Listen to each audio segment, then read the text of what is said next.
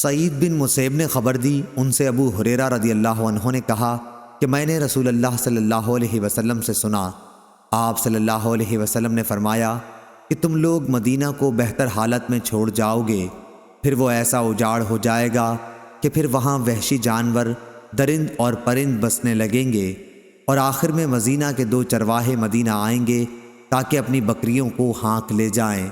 لیکن وہاں انہیں صرف وحشی جانور نظر آئیں گے۔ آخر ثنیۃ الوداع تک جب پہنچیں گے تو اپنے منہ کے بل گر پڑیں گے۔ صحیح بخاری حدیث نمبر 1874۔ امام مالک نے خبر دی، انہیں ہشام بن عروہ نے، انہیں ان کے والد عروہ بن زبیر نے خبر دی، انہیں عبداللہ بن زبیر رضی اللہ عنہ نے، اور ان سے سفیان بن ابی زہیر رضی اللہ عنہ نے بیان کیا کہ میں نے رسول اللہ صلی اللہ علیہ وسلم سے سنا کہ آپ نے فرمایا کہ یمن فتح ہوگا تو کچھ لوگ اپنی سواریوں کو دوڑاتے ہوئے لائیں گے اور اپنے گھر والوں کو اور ان کو جو ان کی بات مان جائیں گے سوار کر کے مدینہ سے واپس یمن کو لے جائیں گے۔ کاش انہیں معلوم ہوتا کہ مدینہ ہی ان کے لیے بہتر تھا۔